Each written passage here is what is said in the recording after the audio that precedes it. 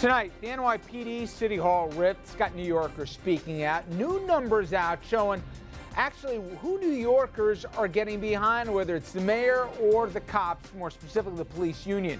But who do you think the folks despise more? PBA President Pat Lynch or Reverend Al Sharpton? We actually have the numbers to back up the answer here. All right, and leaders in France, they're trying to take on a new approach here when it comes to dealing with ugly free speech. They're cracking down on people who support terrorists. Is there a double standard when it comes to freedom of speech? Can we have it, warts and all, or can you have freedom of speech with exceptions? We'll discuss. Plus, Colorado, the first state to roll out a law legalizing recreational marijuana. It's been 1 year since that law took effect. The question is it working for the state? What do you think about your state following suit?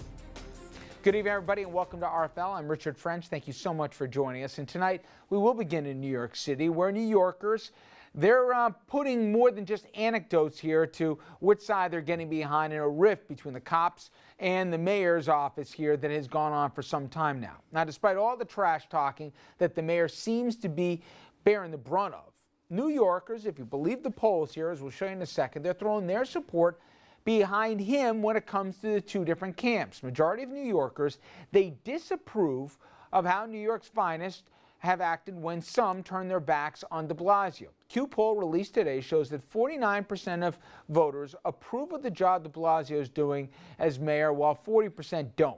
And 47% say that they believe the mayor does in fact support the NYPD, while 37% say he doesn't. PBA President Pat Lynch apparently rubbing some cops the wrong way. At least 100 of them stormed out of a union meeting this week saying that they don't want an apology from de Blasio. They just want to do their jobs.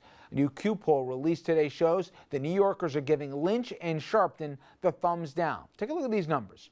29% of voters view Sharpton favorably, while an overwhelming percent, 53%, have an unfavorable opinion of him. But if you think that's bad, look at these numbers for Pat. 18% of the public have a favorable opinion of Mr. Lynch compared to 39% who view him unfavorably. Now, Bill O'Reilly's Republican strategist and a frequent guest is kind enough to join us this evening. Dominic Carter, political journalist and author, and Andrew Whitman, our senior political correspondent.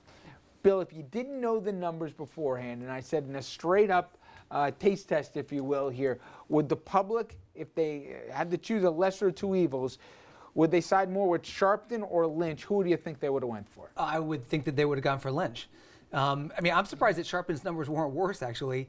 And Lynch, I'm not sure everyone knows him, but they now know him in this regard. I'm surprised it's that low, actually. I'm in the minority on that one. I'm in that 18%. I think Sharpton's a known quantity. People know what you're getting when you get into Sharpton. I mean, one of the reasons both of Lynch's numbers were low, because he's not that well known, but what people are seeing they do not like. I think it's a sense that, you know, you're a PBA official, you're representing cops, and to lead the department in these sorts of actions, I think you're really getting a sense that the public is turning its back on those protests by the NYPD. And you know, Dom, I think that if it ended after he said blood on the hands of the mayor, even though, you know, I thought he went too far, I think a plurality would have given him a pass on that one. Even if I wouldn't have, I think they would have. I think it was not just one funeral, but after they said, all right, stop, now for the second one.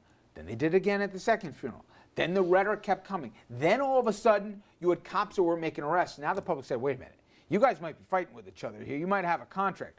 But if you're doing slowdown for public safety stuff, and they didn't care about which kind of arrests they were made, now you're screwing with my safety here, and that's not kosher. And I think it was a cumulative more than one thing. Do you buy that? I definitely would agree with you, Richard. I think that the comment was so over the top that Mr. Lynch made at the hospital the night that the officers were slain, and he reinforced the bad behavior, and it's playing itself out. But I'm not surprised that Sharpton's numbers are higher than Lynch's. You have to remember, Sharpton is a polarizing figure. Whites overwhelmingly don't like him, but blacks do. And so that's why his numbers are not as bad as you would think they might otherwise be. All right, Andrew, here's where the tricky part comes in. What do you think when the protests resume in earnest? And there will be more protests. Maybe they won't be of the same size that we saw in the aftermath of the Garner non-indictment. But when the protests pick up again, Does sentiment turn again? I don't think so. I think most New Yorkers have been supportive of the protest. They've said, look, if you're blocking traffic or you're blocking business, you got to break that up, and we can't allow that. But most people, I think, support the right of those protesters to pick up in the city, and I think most people support or applaud how the NYPD has handled those protests. You know the way the media works. They're going to look closer now at all the signs. And where in the past it was just the idea of the protest, Sure. now one idiot says something horrible about the cops, all of a sudden that's going to be the one that's going to be on the front page of the Post and the news and whatever else. Absolutely. Just one other quick point on all this. What a cookie for Mayor de Blasio. I mean, we've been asking for a couple of weeks, what does Mayor de Blasio do? I think the answer is clear from these numbers. Don't do anything. Let the cops play this thing out and continue to paint themselves in a corner. I think this really strengthens de Blasio's position. Let's go across the river now to New Jersey, where the governor, in the State of the State address, gained some mixed reviews Tuesday. We brought you the address and we talked about it that night, but as most people know, the governor spoke about the economy in New Jersey, but then most people thought this was a presidential address, not so much with a new idea, let alone it just omitted things like Sandy recovery, didn't mention Bridgegate, nothing of the sort here. Now, for those who think the president sounded more like a presidential candidate than a governor, you're not alone. The governor also banned all local reporters for an off-the-record conversation that he had with only the national reporters. The governor then went on to say that the local reporters were acting like children. Now, Bill, you and I both know the public doesn't care how the politicians treat the media. Nobody cares about how the media is treated. But you also know media don't have short memories when it comes to this stuff. On the day of the State address, it boggles my mind for a guy who I think is more sophisticated than people think he is to shut out of the room every local media. Yeah. Bridgegate ain't over. There's 2 investigations. So if you thought that maybe the press would go on to other stories, they're going to be looking for something now. And then you call them children? Yeah. It's just not smart. You're picking a fight you can't win. Absolutely. It's the old Mark Twain thing. You don't pick a fight with someone who prints, who buys ink by the barrel. But what Governor Christie seems to have forgotten is that these local reporters have access to national press now that he's a national figure. Matt Arco, from a local New Jersey reporter, had a story that was one of the lead stories on Drudge today about this very thing. And Governor Christie traditionally has a bit of a temperament problem, and he has to watch it. I mean, he's running for president. He's not running for governor. People want presidents that are strong, yes, tough talking, yes, straight talking, yes, but not with hair trigger tempers. And Governor Christie has several times fallen into that area. And I don't think that's going to help him. I know. Oh, sorry. Go ahead. Well, I was just going to say, I know a lot of people at home don't care about how the press is treated, but I would say this to Governor Christie and to Governor Cuomo, too, who has gone out of his way to avoid local media in a lot of times.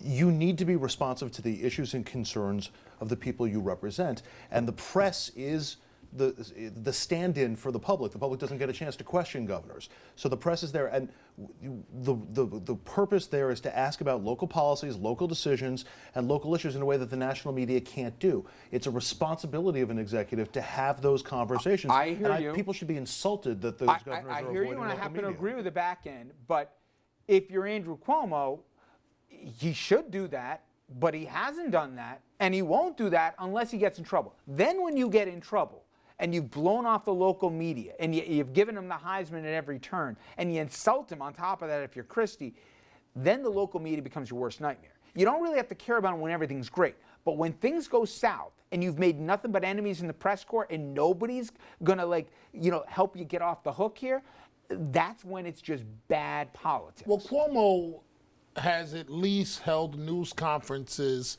where you could ask questions. And so it depends on how you define local in Cuomo's case, because he just won't. Okay, let's face it. People that have shows, let's take you out of this for a second. They want to talk to the governor, but the governor won't sit down and talk to them. So, and it seems like it's worked for Cuomo thus far. In Christie's case, what he's trying to do, Richard, we all know national reporters focus on a broader theme, and frankly, they don't know what they're talking about. To be honest, when it comes to local issues. So Christie didn't want to face any tough local issues about what's going on in his state. But you and I know there's form and substance, right? On a day of the State, to decide not only to have a national message, okay, which he's not the first governor who wants to be president to do that, but to be so overt about it. Right. Then think he's cute when he's saying, I'll be in here in a year. Like, all of us can't do the math. 2016 is in 2 years, right? You know what I mean, a year and a half or whatever when he's doing the address. But my point is, and then to call them children, you're picking fights you don't need But to Richard, fight. but some of us have told you from day one that this guy is completely out of control. I thought there was a method to it. I'm starting to There's wonder. no method to it. He's a bully, and he'll never be elected president. There's no method to it. Initially there may have been a method to it, but he's got a discipline problem. I mean, look what the takeaway is from his State of the State. Yeah.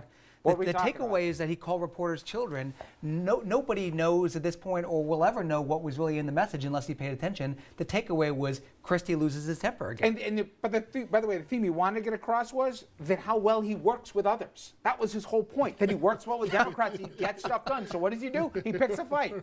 All right, now, in New York City, the city council members, they're rolling out a proposal that will prevent employers from running credit checks on job applicants. The measure appears to be gaining some wide support. The Times reports that 41 of the 51 council members, they're backing the proposed legislation. It could also come up for a vote in the first quarter of this year. Okay, I get it. It sounds good, you know, somebody applying for a job, you know, we should live in a utopia where the only thing that should matter is when they come in, if they present themselves well and everything else. But if it's you guys that are going to write a check out of your own pocket for somebody, you'd want to know, maybe not some of the stuff that people have been way too invasive on, but if the person's a deadbeat, if the person's got has stiffed a lot of other people in their lives here and has defaulted on payments and declared bankruptcy and whatever else, that speaks a bit to character here. And when you're thinking about an employee, I just don't know that you're giving as complete a picture as you can. I don't need to know their politics. I don't need to know their sexuality. I don't need to know their marital status. I need to know any of that. But if you're entrusting somebody, especially on the financial level with stuff, imagine you're going to hire a CPA and you're going to hire an accountant here and you don't know if the guy, has had in his background here, problems with money management. Come on. I'd suggest respectfully that you're mixing messages in all of this. I mean, the number one reason for personal bankruptcy is health issues. You're going to deny somebody a job because they've had a health issue, because a loved one's had a health issue? Job? It's getting a complete picture about because if they're going to file for personal bankruptcy and that's the kind of information you're going to get on a credit check, you don't know what's causing that. You don't know if it's been a divorce or a death in the family. That's what an interview's for, though. No, but you don't know if there's been a death in the family or a divorce or some other candidate. Right, which you're going to be able to do. But if you're going to just glean that information from a credit check and say, well, this guy filed for personal bankruptcy, he's not somebody I want to trust in my company. You don't know that. Step this out with me a second.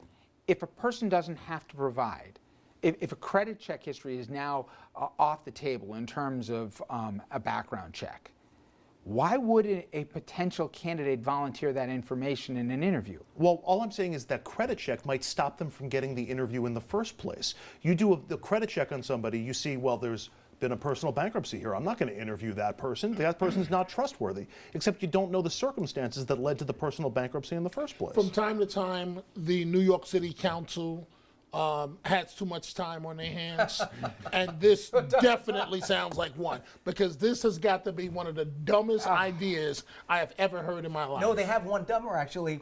They actually want to prohibit employers from using criminal records to determine whether somebody could be hired. Exactly my point. I mean, it too does, much time. It does creep me out. Time. It creeps me out a little bit on the financial side, and I'm actually sympathetic to what Andrew was saying.